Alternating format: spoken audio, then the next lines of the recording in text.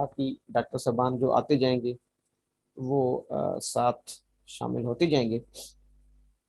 Doctor صاحبان پچھلے week سے ہم LFTs کو ڈسکس کر رہے تھے، جس میں ہماری ایک ایپیسوڈ اس پہ ہو چکی ہے LFTs پہ. LFTs جیسے نام سے ظاہر ہے liver function test. Just doctor زوا مجھے بیشک چیٹ پہ انفارم کر دیں کہ آواز ٹھیک آ رہی ہے اور پکچر بورڈ کی کوئی ایشو تو نہیں، آواز اور پکچر میں کوئی ایشو تو نہیں آ رہا؟ نہیں سر ٹھیک ہے بالکل. اچھا چلیں ٹھیک ہے. LFTs لیور فنکشن ٹیسٹ بہت ہی فیمس ٹیسٹ، تقریباً ہر پریکٹیشنر کو اس سے آواز پہلے. صحیح نہیں آ رہی. جی ہلو، وائس کم آ رہی ہے؟ سر آپ کی وائس بالکل ٹھیک ہے، ان کا مے بی انٹرنیٹ ایشو ہوگا. اچھا ٹھیک. LFTs لیور فنکشن ٹیسٹ اور کلینک پر CBC کے بعد سب سے زیادہ ہمیں اس ٹیسٹ کو فیس کرنا پڑتا ہے. پچھلے ایپیسوڈ میں نے بتایا تھا کہ اس میں ہم مختلف لیور کے پیرامیٹرز کو چیک کرتے ہیں کہ آیا ان پیرامیٹرز کی جو رینج ہے نارمل ہے یا ایکسیس ہے یا کم ہے. LFTs میں ویسے تو بہت سارے پیرامیٹرز آتے ہیں، لیکن جو آپ کو موسٹ فیمس پیرامیٹر سے جو آپ کو تقریباً ہر رپورٹس میں ملتے ہیں وہ 4 یا 5 ہوتے ہیں، جس میں پہلا بلیروبن اکثر آپ نے رپورٹس میں دیکھا ہوگا سب سے اوپر آ رہا ہوتا ہے بلیروبن. اس کے بعد ALT، اس کے بعد AST، بلیروبن ALT AST اور پھر ALP، ساتھ GT. جی میں 1 by 1 سب کو ایکسپلین کروں گا انشاءاللہ. GT، اس کے بعد ٹوٹل پروٹینز، پھر پروٹینز میں البیومن ایٹسیٹرا. تقریباً ان پیرامیٹرز کے بارے میں اگر ہمیں بیسک انفارمیشن ہو تو ہم اپنے پیشنٹس کے LFTs کو کنسیڈر کر سکتے ہیں. اب اس میں پچھلے ایپیسوڈ میں ALT کو میں ڈسکس کر رہا تھا، تھوڑا سا جسٹ میں اس کو 1 منٹ میں ریکیپ کروں گا اور پھر ہم آگے چلیں گے. ALT سب سے پہلے جیسے میں نے عرض کیا تھا کہ ہمیں اس کی ایبریویشن کا پتہ ہونا چاہیے. ایلنین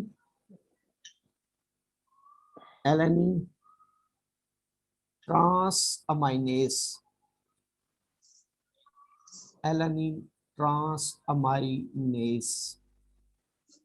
پہلی چیز کہ یہ ALT ہے کیا؟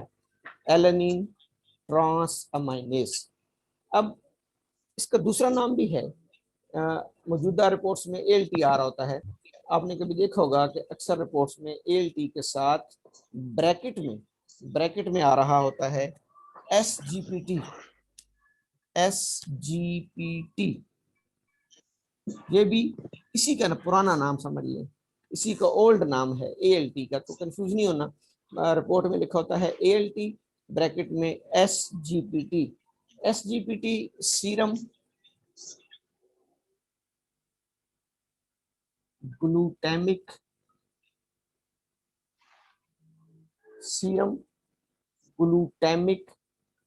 پیرووک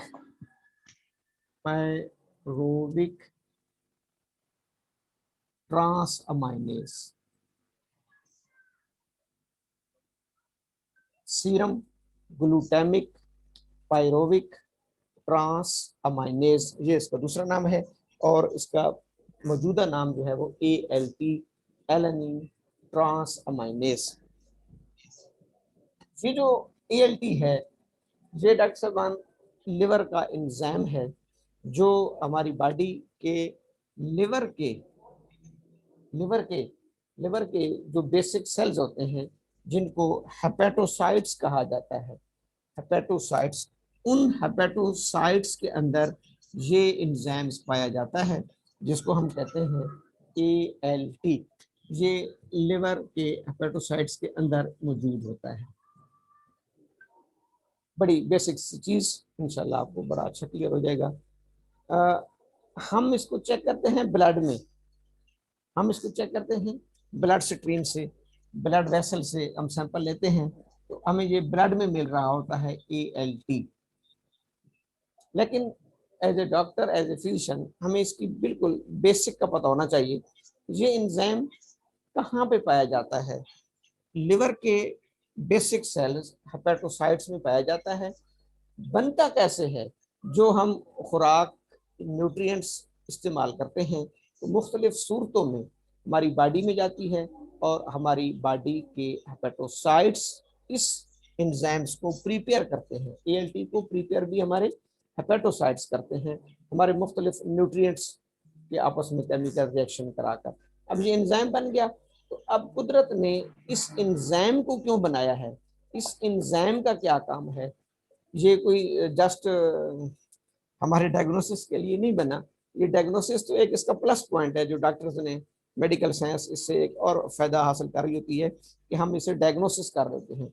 एक्चुअली कुदरत ने इसको जो बनाया है वो इसके नाम से जाहिर है, एलानिन ट्रांसअमाइनेज, एलानिन ट्रांसअमाइनेज। एलानिन एक अमाइनो एसिड्स का नाम है, एलानिन एक अमाइनो एसिड्स का नाम है। जैसे आपको पता कि there are different essentials and non essentials amino acids in the body. हमारी बॉडी में मुख्तलिफ इसेंशियल्स और नॉन इसेंशियल्स अमाइनो एसिड्स पाए जाते हैं, तो उनमें एक अमाइनो एसिड्स का नाम है एलानिन। बेसिकली ये एंजाइम इस अमाइनो एसिड्स को, अच्छा जब हमें पता है कि amino acid is the basic unit of proteins, proteins का सबसे छोटा यूनिट, सबसे छोटा यूनिट जो प्रोटीन का है वो क्या कहलाता है, अमाइनो एसिड। तो मुख्तलिफ अमाइनो एसिड्स होते हैं जिनमें एक अमाइनो एसिड्स का नाम है एलानिन। ये एंजाइम्स जिगर के सेल्स में, लिवर के सेल्स में, हेपेटोसाइट्स में एलानिन को ट्रांसफर कर सकता है। ये लफ्ज है ट्रांस, ट्रांस, इसके एक एक लफ्ज के अंदर पूरी पूरी स्टोरी छुपी हुई है। ट्रांस अमाइनेज, यानी ये अमाइनेज ग्रुप एलानिन को पैरोवेट में ट्रांसफर कर सकता है। ये एंजाइम ALT बवक्त जरूरत एलानिन को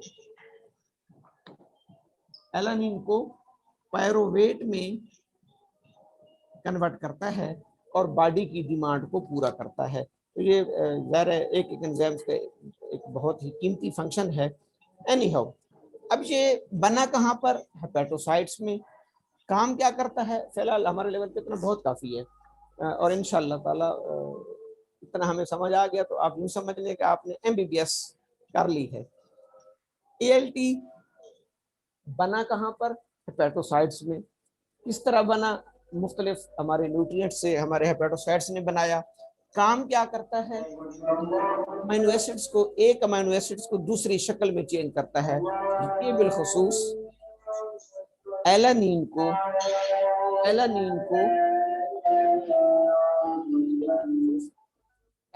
को पैरोवेट में कन्वर्ट कर सकता है, इसलिए इसका नाम है transaminase, alanine transaminase. अब ये नाम तो इंशाल्लाह आपको नहीं भूलेगा। अब ये ब्लड में कैसे आता है लेकिन हम तो जब सैंपल लेते हैं तो हमें तो ये ब्लड में मिल रहा होता है, तो अब हमने ये देखना है कि ये ब्लड में कैसे आता है। एक्चुअली ये जो हेपेटोसाइट्स हैं इनकी एक लाइफ होती है। मैं पिछले लेक्चर में यहाँ तक पहुँचा था कि इन हेपेटोसाइट्स की एक लाइफ स्पैन होती है, जिसके बाद ये अपनी प्रोग्राम डेथ में चले जाते हैं, ये रिप्लेस हो जाते हैं और इनकी जगह नए सेल, पूरी बॉडी में हमारे हर सेल का एक मखसूस लाइफ स्पैन है। अब ये जो हेपेटोसाइट्स होते हैं ان کا لائف سپین جو ہے، اچھا ان سب میں ALT پایا جاتا ہے، ٹھیک ہے. ان کا لائف سپین مختلف رائٹرز نے مختلف لکھا ہے. کچھ نے لکھا ہے کہ 200 to 300 ڈیز، یعنی 200 سے 300 دن تک ان کا لائف سپین ہوتا ہے. کچھ نے لکھا ہے کہ تھوڑا اس کا زیادہ ہوتا ہے، 300 to 500 days. Any who 200 300 400 with exception with variations. کسی شخص میں یہ 200 دن میں ریپلیس ہو جاتے ہیں، کسی میں 300 دن میں، کسی میں 500 دن میں. تقریباً 10-15 مہینہ 10-15 منتھ میں 10 سے 15 مہینوں میں ایک ہیپیٹوسائٹس جو ہے وہ اپنی زندگی پوری کر دیتا ہے.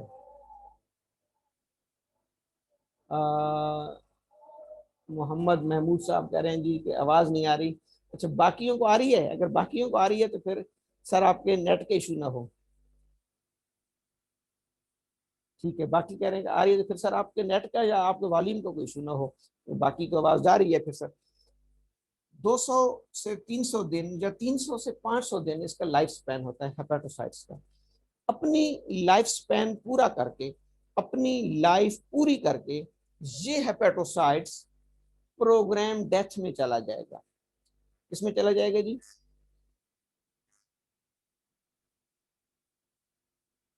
Please connect to. اچھا آپ اس کو لکھ رہی ہے، ٹھیک ہے. 200 to 300 ڈیز اپنی لائف سپین کمپلیٹ کر کے، اپنی لائف سپین کمپلیٹ کر کے یہ ہیپیٹوسائٹس پروگرام ڈیتھ میں چلے جائیں گے. یعنی فرض کریں سمجھانے کے لیے کہ یہ ایک ہیپیٹوسائٹ ہے، اس میں اپنے 200 یا 250 یا 300 دن پورے کر کے اس کی پروگرام ڈیتھ ہو گئی. اس کی کیا ہو گئی؟ پروگرام ڈیتھ، یعنی یہ ختم ہو گیا. اب پروگرام ڈیتھ کیسے ہوتی ہے کہ ہر سیل کے نیوکلیس کے اندر ایک جینیٹک مٹیریل ہے، وہی اس کا سافٹ ویئر ہوتا ہے. اس سافٹ ویئر کے اندر اس کی تمام زندگی کے پروگرامز فیڈ ہوتے ہیں. اس جینیٹک مٹیریل میں اس سیل نے کیا کرنا ہے، کب اس نے میٹوسس میں جانا ہے، اس نے کون سی پروٹینز بنانی ہے، پھر اس نے کب ختم ہونا ہے. یہ تمام چیزیں اس کے جینیٹک مٹیریل میں، اس کے سافٹ ویئر میں فیڈ ہوتی ہیں سیل کے. اور سیل کی جب لائف سپین پوری ہوتی ہے، یعنی وہ 200-300 دن پورے کر گیا، تو اس کو اپنا جینیٹک مٹیریل نیوکلیس میسج دیتا ہے کہ اب تم ڈیتھ میں چلے جاؤ، تم اپنے آپ کو ختم کر دو، تمہاری جگہ پہ نیا سیل بننا چاہیے. تو یہ سیل ڈس انٹیگریٹ ہو جائے گا، اس کی سیل میمبرین ٹوٹ جائے گی. جب اس کی سیل میمبرین ٹوٹتی ہے تو ڈاکٹر صاحبان اب اس کے اندر سے بہت ساری چیزیں ریلیز ہوتی ہیں. ابھی ہم فی الحال ALT کو ڈسکس کر رہے ہیں. تو یہ ALT اس سیل سے ریلیز ہو کر لیور کے اندر جو چھوٹی چھوٹی بلڈ ویسلز ہیں ان میں آئے گا، پھر چھوٹی بلڈ ویسل سے بڑی بلڈ ویسلز میں، اور الٹیمیٹلی مین بلڈ سٹریم میں آ جائے گا. میں نے پہلے کہا نا کہ ہم تو پیشنٹس کا سیمپل لیتے ہیں، وہ سیمپل ہم ہو سکتا ہے یہاں سے لے رہے ہوں، بازو سے لے رہے ہوں، کہیں سے بھی لے رہے ہوں، تو ہمیں وہاں سے ALT مل جاتے ہیں. تو میں بیسیکلی ایکسپلین یہ کرنا چاہتا ہوں کہ وہ ALT بلڈ میں آیا کیسے. سیل نے اپنی لائف سپین پوری کی، اپنا ٹائم پورا کیا، اور وہ پروگرام ڈیتھ میں چلا گیا. اس کو کہتے ہیں پروگرام ڈیتھ. اور پیتھولوجی میں اسے کہتے ہیں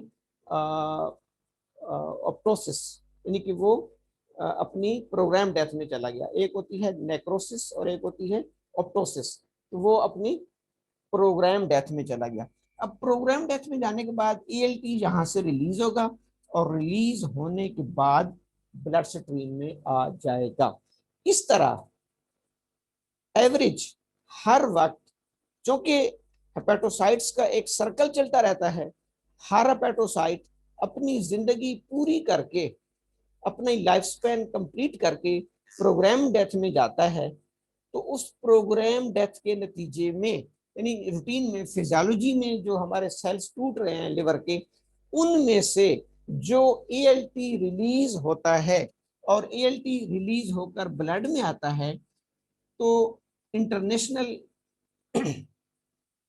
ہیماٹولوجی یہ کہتی ہے، انٹرنیشنل فگرز یہ کہتی ہیں کہ میکسیمم پروگرام ڈیتھ کے نتیجے میں کسی شخص کے بلڈ میں جو ELT ہیں وہ 1 لیٹر میں, 1 لیٹر پوری بلڈ میں نہیں, پورا بلڈ تو انسان کی باڈی میں 5-6 لیٹر ہوتا ہے نا سر, 1 لیٹر بلڈ میں تقریباً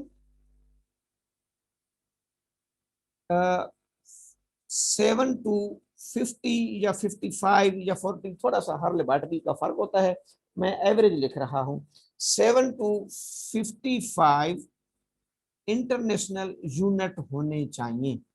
7 کم از کم 7, یعنی میری پروگرام ڈیتھ ہو رہی ہے, میرا وجود, میری مزاج, میرے جو ہے نا باڈی کا ماحول اپنا ہے, ہو سکتا ہے میرے بلڈ میں اس وقت ELT 10 آ رہے ہیں, آپ کے بلڈ میں 20 آ رہے ہوں, کسی کے بلڈ میں 35 آ رہے ہوں, کسی کے 38 آ رہے ہوں, کسی کے 45 آ رہے ہوں. تو میڈیکل سائنس کہتی ہے کہ چلیں 55 تک, کیونکہ انہوں نے پوری دنیا سے ڈیٹا لیے ہوتا ہے, تو 55 یونٹ پر لیٹر, یہ جو یونٹ ہیں اس کو IU لکھا جاتا ہے. آپ کے پاس جو رپورٹس آئیں گی ڈاکٹر صاحبان, اس کے آگے آپ دیکھیں گے تو لکھا ہوگا IU, انٹرنیشنل یونٹ, IU. تو یہ بھی ایسے ہی ہے جیسے ہمارے اب ذہن میں ہے کہ 1 کلو گرام, 1 درجن, یعنی 12 کنو یا 12 مالٹوں کو ایک سسٹم نے نام دیا, یہ 1 ڈوزن, 1 درجن ہوگا. تو یہ بھی اسی طریقے سے میڈیکل کے بھی انٹرنیشنل یونٹ ہوتے ہیں کہ اتنے ELT اگر آئیں گے تو 1 یونٹ بنے گا. اب لیبارٹری ہمیں یہ بتا رہی ہے کہ اس کے نارمل فزیالوجی میں, نارمل پروگرام ڈیتھ میں, ایپٹوسس میں, ایپٹوسس جسے ہم نے کہا ایپٹوسس پروگرام ڈیتھ میں 7 سے 55 انٹرنیشنل یونٹ پر لیٹر آنے چاہیے. یہاں پر ایک کوشچن آپ کو کلیئر انشاءاللہ ہو گیا ہوگا کہ کیوں ہر ڈاکٹر یہ کہتا ہے جی آپ کا ELT کتنا ہے, جی 40, بس ٹھیک ہے جی نارمل ہے. اچھا جی دوسرا مریض آ گیا ELT کرا کے, کتنا ہے جی 42, ٹھیک ہے جی نارمل ہے. اس کا کتنا ہے جی 35, ٹھیک ہے جی نارمل ہے. اس کا کتنا ہے جی 80, او ہو زیادہ ہے. میں یہ چیز ایکسپلین کر رہا ہوں کہ وہ 45 یا 50 کو نارمل کیوں کہتے ہیں. اس لیے نارمل کہتے ہیں کہ وہ ہیپاٹوسائٹس کی پروگرام ڈیتھ کے نتیجے میں ELT لیک آؤٹ کر کے بلڈ میں آ رہا ہے پروگرام ڈیتھ کے نتیجے میں. تو as a doctor, as a physician, اچھا ہمیں صرف ڈاکٹر صاحب فگر پڑھنی تو نہیں آنی چاہیے کہ بھائی 40 نارمل ہے اور 70 جو ہے, 70 جو ہے وہ اب نارمل ہے. نو نو نو. اگر میرے پاس کوئی پیشنٹ آتا ہے اور اس کا ELT 35 ہے, 40 ہے, تو میں سمجھ جاؤں گا کہ اس کے جگر کے اندر, اس کے لیور کے ہیپاٹوسائٹس کی پروگرام ڈیتھ ہو رہی ہے. And programme death is called physiology. Programme death is called physiology. اب اس کے مقابلے میں جو دوسری ڈیتھ ہے دیٹ از کالڈ پیتھولوجی, اس کو کہتے ہیں نیکروسس. نیکروسس اور دوسرے لفظوں میں پری میچور ڈیتھ. پری میچور ڈیتھ. پہلے میں پیتھولوجی کے لیے میں یوز کر رہا تھا پروگرام ڈیتھ, پروگرام ڈیتھ. اب پیتھولوجی میں اسے کیا کہیں گے, پری میچور ڈیتھ, اور ٹیکنیکل ٹرمینالوجی اس کے لیے یوز ہوتی ہے نیکروسس.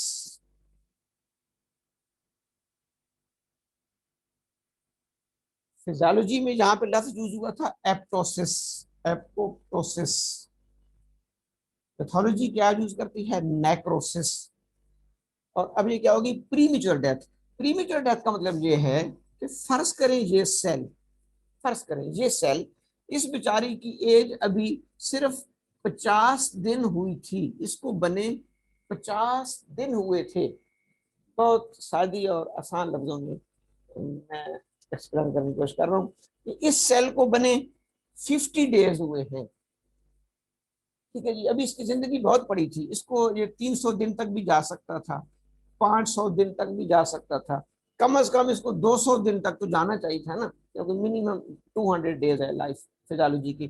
تو اس بیچاری کی زندگی ابھی 50 دن تھی. کسی بھی وجہ سے, وہ وجوہات اب ہم نے ٹریس کرنی ہوتی ہیں اس ٹیسٹ کے بعد, کسی بھی وجہ سے جس کو آپ کہہ سکتے ہیں کہ جوانی میں, یعنی پری میچور, ابھی یہ اپنی میچورٹی کو نہیں پہنچا, ابھی یہ اس کی زندگی بہت رہتی تھی, ابھی تو اس کے 150 دن رہتے تھے یا 200 دن رہتے تھے, 50 دنوں میں ہی اس کی ڈیتھ ہو گئی. اور یہ ڈیتھ پروگرام سے نہیں ہوئی, یہ سافٹ ویئر کی وجہ سے نہیں ہوئی, جینیٹک مٹیریل یہ ڈیتھ نہیں کر رہا, یہ ڈیتھ کسی بیرونی ایجنٹ کی وجہ سے ہو رہا ہے, کسی بیرونی ایجنٹ جس کو ہم کہتے ہیں نوکشیس ایجنٹ پیتھولوجی میں, کسی بھی خطرناک کاز کی وجہ سے, خطرناک ایجنٹ کی وجہ سے اس نے اس پر اٹیک کیا اور اس کی ڈیتھ ہو گئی. اب یہ پری میچور ڈیتھ ہے جو کہ 200 دنوں سے پہلے ہو گئی. اب چونکہ ہمیں پتا ہے کہ فرض کریں میں ایگزامپل سمجھانے کے لیے, ایک شخص کی جو پروگرام ڈیتھ ہو رہی تھی, پروگرام ڈیتھ سمجھانے کے لیے ایسا ایکچوئل نہیں ہوگا, ایکچوئل لاکھوں سیلز ہوتے ہیں اور سارے وہ ریپلیس ہو رہتے ہیں, جسٹ میں سمجھانے کے لیے ایک ایگزامپل دے رہا ہوں. فرض کریں اسی مریض کے 10 سیل ٹوٹ رہے تھے, 10 سیلز ٹوٹ رہے تھے اور ہر سیلز 4 ALT ریلیز کر رہا تھا, تو اس کے بلڈ میں ALT کتنا آ رہا تھا, 40. جسٹ سمجھانے کے لیے, اگر اس کے 10 سیلز پروگرام ڈیتھ میں جا رہے تھے, ایوریج 10 سیلز پروگرام ڈیتھ میں جاتے تھے, تو فرض کریں ایک سیلز 4 ALT ریلیز کر رہا تھا, تو اب اس کے بلڈ میں ہر وقت ہمیں کتنا ALT ملتا ہے, 40 35 40, کبھی اس کے 10 سیل جاتے ہیں, کبھی 8 سیل جاتے ہیں, تو یہ 30 32 35 40 کی رینج میں اس کا ALT رہتا تھا.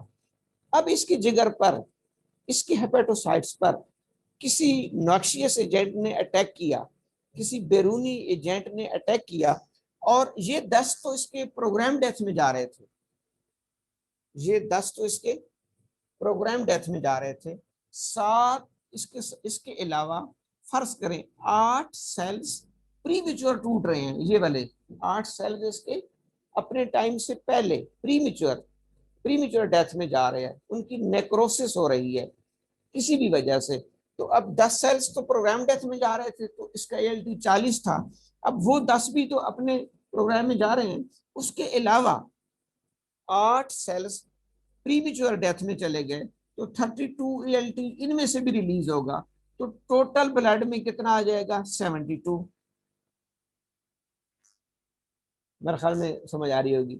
ٹوٹل ALT اب اس کا کتنا آ جائے گا, 72. اسی بندے کا ہو سکتا ہے پچھلے 2 مہینے پہلے اس نے ALT کرایا ہو تو وہ 40 آیا ہو, اور ہم نے بھی کہا جی ٹھیک ہے آپ کا تو ALT ٹھیک ہے. اب 2 مہینے بعد دوبارہ ہمارے پاس آیا, اس کو کوئی تکلیف محسوس ہوئی اور ہم نے اس کا ALT کرایا تو آ گیا 72.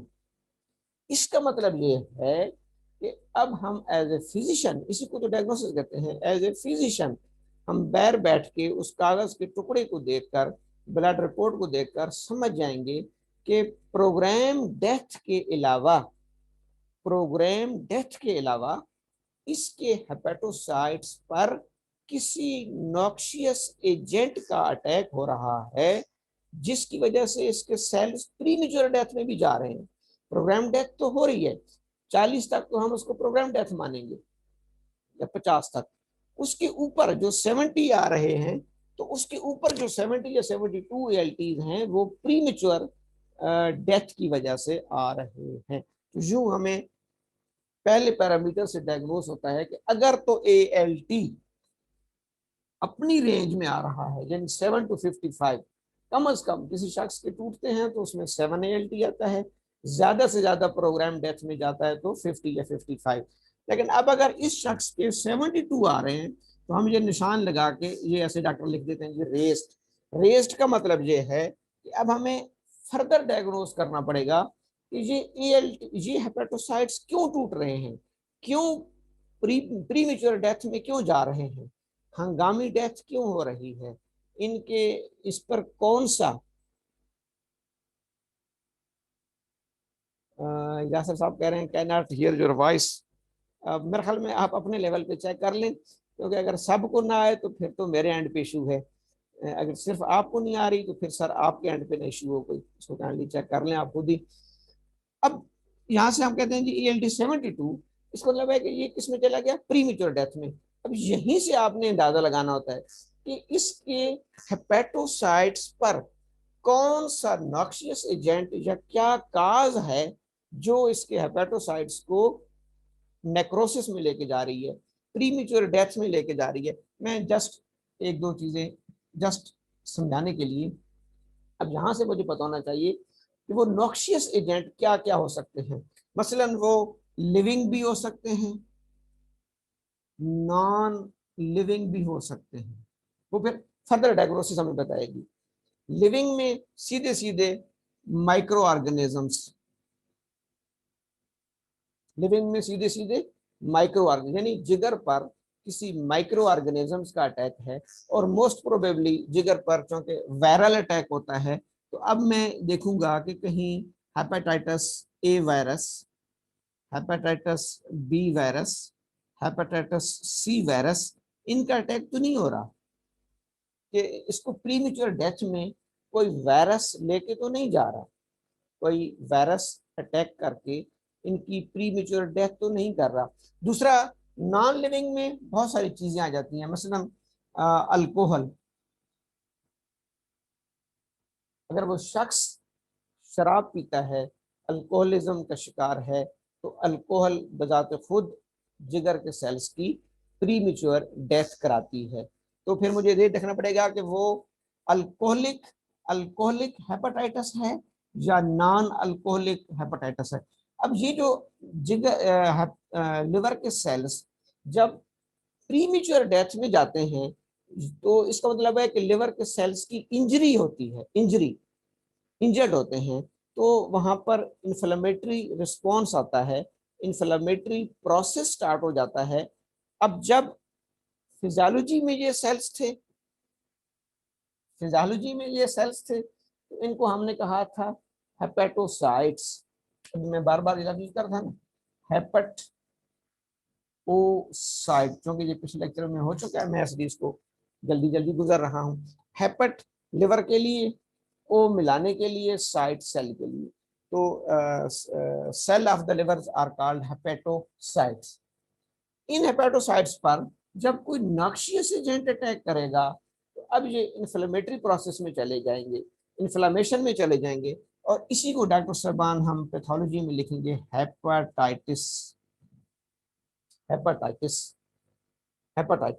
کیونکہ ITIS ایک ایسی سفکس ہے, ITIS یہ بہت زیادہ آپ نے سنی ہوگی, ہیپاٹائٹس, گیسٹرائٹس, رینائٹس, اوٹائٹس, مایوکارڈائٹس, بہت زیادہ. ہر لفظ تقریباً 98% آپ کے کلینک کے جو پیشنٹ آتے ہیں, ان کی جو پرابلمز ہوتی ہیں, ان کے ساتھ ITIS آ رہا ہوتا ہے. تو یہ ITIS بیسیکلی میڈیکل زبان کی سفکس ہے. ایک پریفکس ہوتی ہے جو پہلے لگتی ہے, ایک سفکس ہوتی ہے جو بعد میں لگتی ہے, یہ سفکس ہے. اور اس کو ITIS کیوں کہتے ہیں, یہ بھی انشاءاللہ آپ کو یاد رہے گا. اس کو ITIS گریک زبان میں کہا جاتا ہے فائر, آگ کے زمرے میں یہ ITIS یوز ہوتا ہے, فائر, آگ. اب اس کو آگ کے ساتھ کیوں تشبیہ دی گئی ہے, جہاں پر انفلامیشن ہوتی ہے, وہاں پر آپ کو 3-4 سائنز آگ والے ملتے ہیں. مثلا کون سا, ریڈنس, سرخی, برن, جلن, ہیٹ, تپش. تو یہ 3-4 جو علامتیں ہیں, جو سائن ہیں, یہ چونکہ آگ سے مشابہت رکھتے ہیں, اس لیے میڈیکل نے یہ لفظ گریک زبان سے لیا ہے, ITIS میننگ فائر, آگ کے لیے یہ یوز ہوتا ہے. اور یہاں پر ہم اس کو آگ کے ساتھ کیوں تشبیہ دے رہے ہیں, کہ ہمیں انفلاميشن میں یہ 3-4 سائنز مسٹ ملتے ہیں, ریڈنس, ہیٹ اور برننگ. یہ بیلاڈونا والے سائنز ہیں, اس لیے بیلاڈونا فرسٹ گریڈ انفلیمیٹری میڈیسن بھی ہے ہماری. اب ہمیں یہ سمجھ آ گئی کہ ان ALTs پر جو اٹیک ہو رہا. اچھا, اب آپ کے پاس ایک پیشنٹ آیا جس کے ALT 40 ہے, انٹرنیشنل یونٹ پر لیٹر.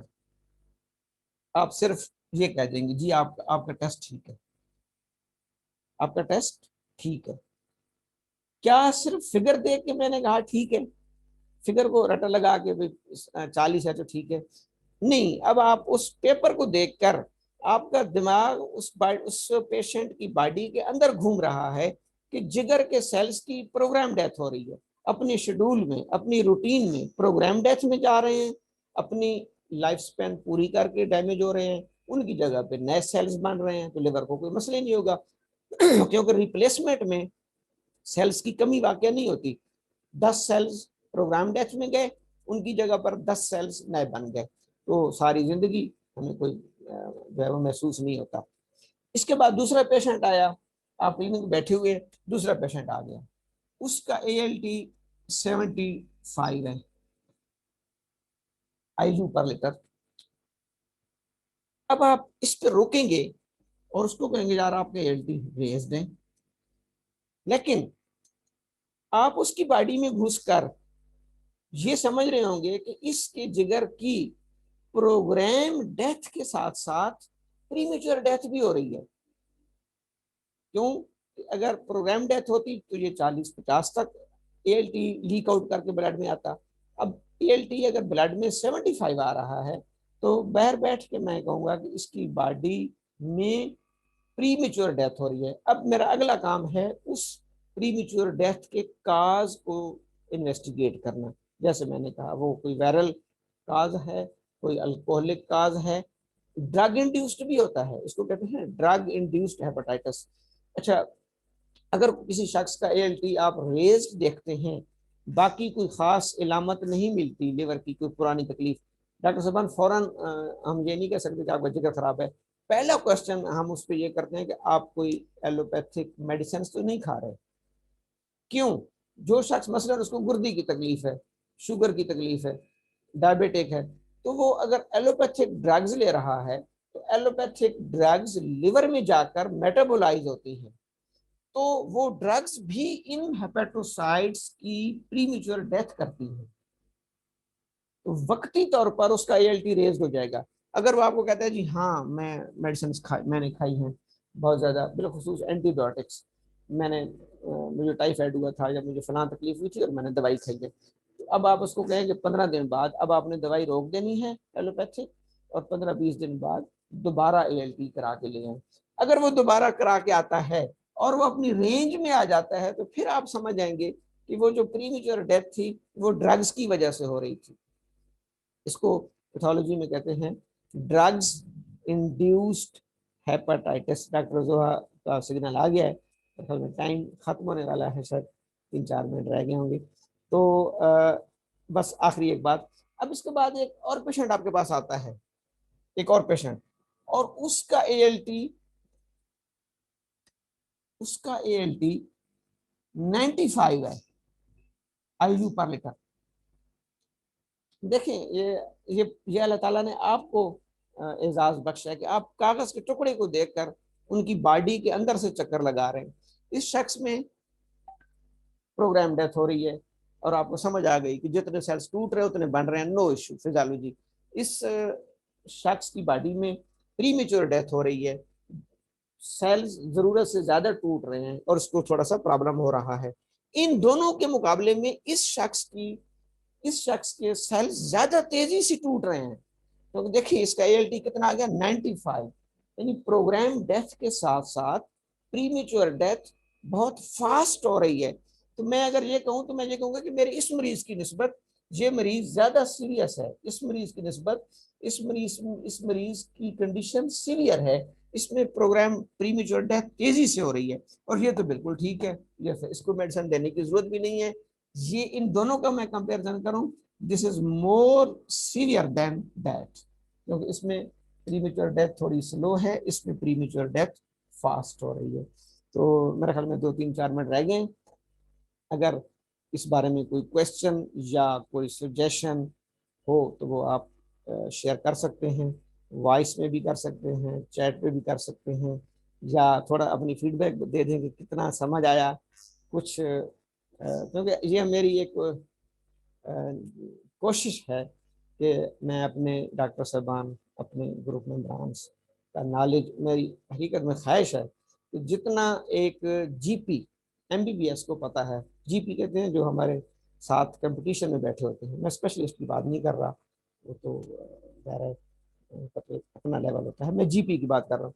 जो जनरल प्रैक्टिशनर डॉक्टर साहबान आपके क्लिनिक्स के आसपास MBBS बैठे होते हैं, तो ये मेरी ख्वाहिश है कि उनसे ज़्यादा नहीं तो उतना पता आपको ज़रूर होना चाहिए। اور یہ اسی کے لیے کوشش ہے. اس میں اگر کوئی کویشچن یا کوئی آپ کا فیڈ بیک یا کوئی سجیشن ہو تو 3 منٹس ہیں میرے خیال میں. ویلکم. جی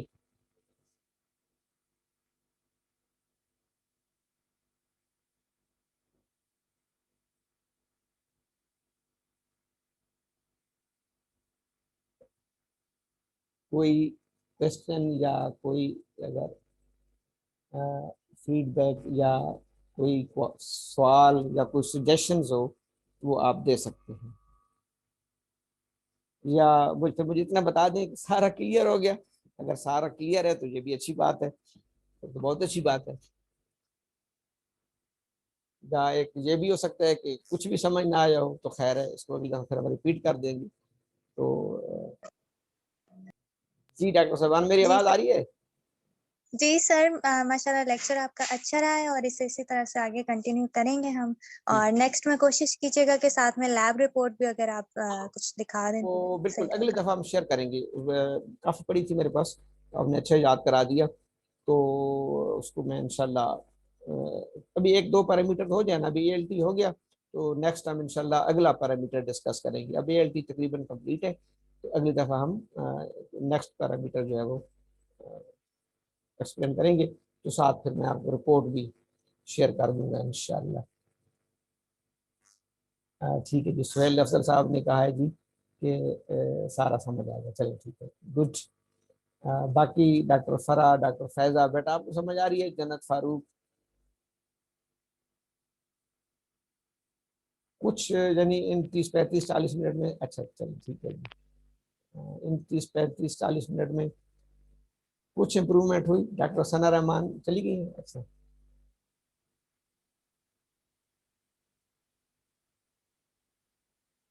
تو